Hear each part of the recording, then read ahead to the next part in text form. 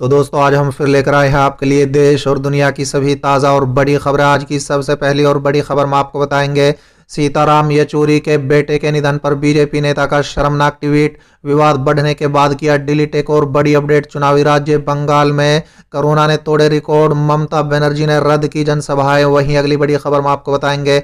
ममता बनर्जी का आरोप, पीएम मोदी ने वोटर्स को उकसाने के लिए किया आसनसोल दंगे का जिक्र। एक और बड़ी अपडेट, पश्चिम बंगाल में रोड शो पर चुनाव आयोग ने लगाया बैन, रैलियों के लिए भी लोगों की संख्या की तय। वहीं अगली बड़ी खबर में आपको बताएंगे। राहुल गांधी बोले, बीजेपी सरकार ने विनाश करके दिखाया, मध्य वर्ग को कुचलकर गरीब वर्ग में पहुंचाया। एक और बड़ी अपडेट, विधानसभा चुनाव के मद्देनजर भाजपा के सभी नेताओं की बंगाल में चुनावी रैलियां रद्द। वहीं अगली बड़ी खबर में आपको बताएंगे।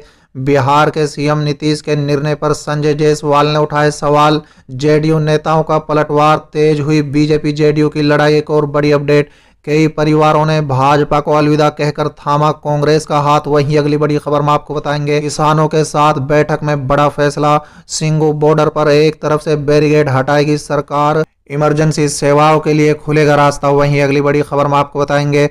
राकेश टिकैत की सरकार को चेतावनी, कहा धरना हटाने की कोशिश की तो 1 घंटे में मिल जाएगा जवाब। तो चलिए देख लेते हैं आज की पहली बड़ी खबर। सीताराम येचुरी के बेटे के निधन पर बीजेपी नेता का शर्मनाक ट्वीट, विवाद बढ़ने के बाद किया डिलीट। दरअसल दोस्तों, बिहार के बीजेपी नेता मिथिलेश कुमार तिवारी किए गए ट्वीट पर हंगामा मच गया है। उनके ट्वीट को लेकर जब विवाद हुआ तो उन्होंने उस ट्वीट को डिलीट कर दिया। दोस्तों दरअसल माकपा नेता सीताराम येचुरी के बड़े बेटे की कोरोना से मौत हो गई। मिथिलेश तिवारी ने दरअसल उनको लेकर लिखा था, चीन का समर्थक सीपीएम महासचिव सीताराम येचुरी के बेटे आशीष येचुरी का चाइनीज कोरोना से निधन।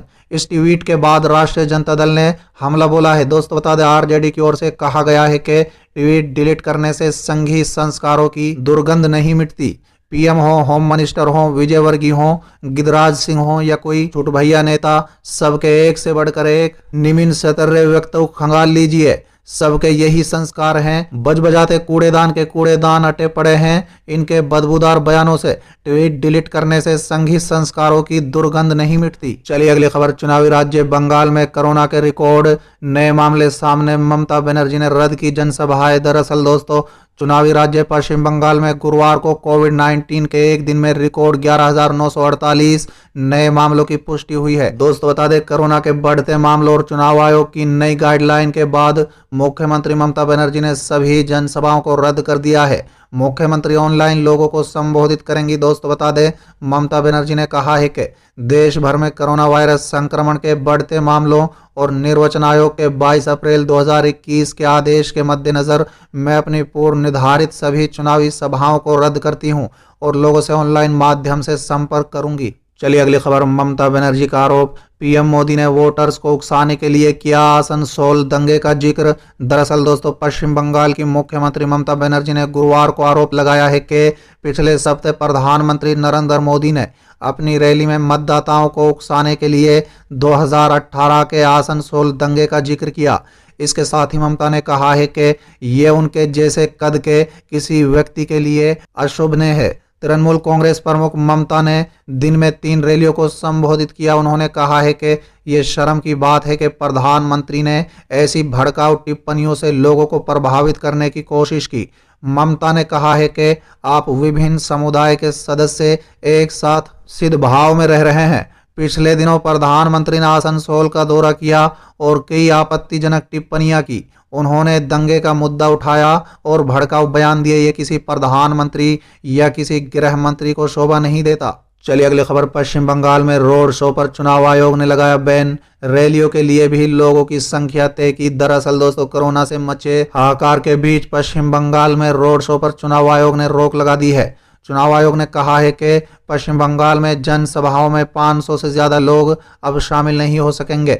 इससे पहले कोलकाता हाई कोर्ट ने कोरोना प्रोटोकॉल को लेकर निर्वाचन आयोग से नाराजगी जताई थी। दोस्तों बता दें, मुख्य न्यायाधीश टीबीएन राधाकृष्णा के नेतृत्व वाली खंडपीठ ने 3 जनहित याचिकाओं पर सुनवाई करते हुए कहा कि कोविड सुरक्षा पर परिपत्र जारी करना और बैठकें करना पर्याप्त नहीं है। चलिए अगली खबर। राहुल गांधी बोले, बीजेपी सरकार ने विनाश करके दिखाया, मध्य वर्ग को कुचलकर गरीब वर्ग में पहुंचाया। दरअसल दोस्तों, कांग्रेस सांसद राहुल गांधी ने एक बार फिर मोदी सरकार पर हमला बोला है। उन्होंने आरोप लगाया है कि बीजेपी सरकार ने मध्य वर्ग को कुचलकर गरीब वर्ग में पहुंचाया। राहुल गांधी ने गुरुवार को ट्वीट किया, गरीब सिर्फ नंबर नहीं है, जीते जागते लोग हैं, सैकड़ों मजबूर परिवार हैं। मध्य वर्ग को कुचलकर गरीब वर्ग में पहुंचाया, बीजेपी सरकार ने विनाश करके दिखाया। राहुल गांधी ने आरोप लगाया है कि 45 साल बाद भारत सामूहिक गरीबी की श्रेणी वाले देशों में शामिल हो गया है। उन्होंने कहा है कि प्यो रिसर्च सेंटर के अनुसार पिछले एक साल में महामारी की वजह से भारत में गरीबों की संख्या 6 करोड़ से 13 करोड़ 40 लाख हो गई है। सिर्फ 365 दिनों में गरीबों की संख्या दुगनी हो गई है। चलिए अगली खबर। विधानसभा चुनाव के मद्देनजर भाजपा के सभी नेताओं की बंगाल की चुनावी रैलियां रद्द। दरअसल दोस्तों, कोरोना की दूसरी लहर से उत्पन्न हालात पर नकारात्मक रिपोर्ट और अदालतों के कड़े रुख के बाद भाजपा सरतक हो गई है। पार्टी ने पीएम मोदी, गृह मंत्री अमित शाह समेत तमाम नेताओं की पश्चिम बंगाल की रैलियां रद्द कर दी हैं। दरअसल दोस्तों, कोरोना से बिगड़े हालात के बीच भाजपा के सभी बड़े नेता चुनावी राज्यों में प्रचार कार्य जारी रखने को लेकर सोशल मीडिया पर निशाने पर थे। दूसरी लहर में चिकित्सा व्यवस्था के चरमरा जाने से पार्टी के नेता लोगों की मदद करने में असहाय साबित हो रहे थे। दोस्तों बता दें, पश्चिम बंगाल में रैलियां रद्द करने का फैसला अचानक लिया गया।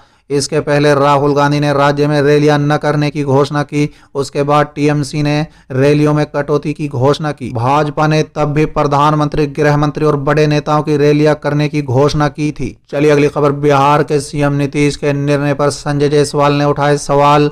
जेडीयू नेताओं का पलटवार, तेज हुई बीजेपी जेडीयू की लड़ाई। दरअसल दोस्तों, कोरोना संक्रमण के बढ़ते मामलों के बीच बिहार के मुख्यमंत्री नीतीश कुमार ने बीते 18 अप्रैल को प्रदेश में नाइट कर्फ्यू की घोषणा की, तो भाजपा अध्यक्ष संजय जायसवाल ने इस फैसले पर सवाल उठा दिए। उन्होंने कहा कि बिहार में नाइट लाइफ नहीं है, ऐसे में रात को 9 बजे से सुबह 5 बजे तक कर्फ्यू से कोरोना कैसे रुकेगा? मैं इसे समझने में असमर्थ हूं। जाहिर है, संजय जायसवाल ने अपने इस बयान के आधार पर सीधे सीएम नीतीश के फैसले पर ही सवाल उठा दिए थे। ऐसे में जेडीयू के जायसवाल का यूं सवाल उठाया जाना नागवार गुजर गया। भाजपा नेता के इस बयान के बाद जैसे एक के बाद एक जेडीयू के नेता लगातार प्रदेश भाजपा अध्यक्ष को उनके बयान पर घेरते हुए नसीहत दे रहे हैं। सबसे खास बात यह है कि अब तक जिन नेताओं ने भाजपा नेता को उनके बयान पर कोसा है, वो सभी सीएम नीतीश के करीबी माने जाते हैं। चलिए अगली खबर। किसानों के साथ बैठक में फैसला। सिंगू बॉर्डर पर एक तरफ से बैरिकेडिंग हटाएगी सरकार, इमरजेंसी सेवाओं के लिए खुलेगा रास्ता। दरअसल दोस्तों, संयुक्त किसान मोर्चा के नेताओं ने गुरुवार शाम हरियाणा प्रशासन के अधिकारियों के साथ एक विस्तृत बैठक की। इस बैठक में यह निर्णय लिया गया है कि ऑक्सीजन, एम्बुलेंस और अन्य जरूरी सेवाओं के लिए जीटी करनाल रोड का एक हिस्सा खोला जाएगा, जिस पर दिल्ली पुलिस ने कठोर बैरिकेडिंग लगाई हुई है। किसान कोरोना के खिलाफ जंग में हर संभव मदद करेंगे। साथ ही किसान नेताओं ने कहा है कि भाजपा और केंद्र सरकार ने प्रदर्शनकारी किसानों पर दिल्ली शहर में ऑक्सीजन की आपूर्ति में बाधा डालने का आरोप लगाया है। वहीं ये देखा गया है कि पुलिस ऑक्सीजन की आपूर्ति करने वाले ट्रकों को कम से कम और सही मार्ग की ओर इशारा करने के बजाय किसानों के धरना स्थलों की ओर गलत तरीके से रोक रही है। चलिए अगली खबर। राकेश टिकैत की सरकार को चेतावनी। कहा, धरना हटाने की कोशिश की तो 1 घंटे में मिल जाएगा जवाब। दरअसल दोस्तों, बैक्यू किसान नेता राकेश टिकैत गुरुवार को हरियाणा के रामायण टोल प्लाजा पर किसानों को संबोधित करने पहुंचे। उन्होंने कहा है कि कर्फ्यू लगाकर सरकार किसानों के आंदोलन को खत्म करना चाहती है, लेकिन सरकार की चालबाजी को किसान समझ चुके हैं और किसान धरने को मांगे पूरी होने तक खत्म नहीं करेंगे।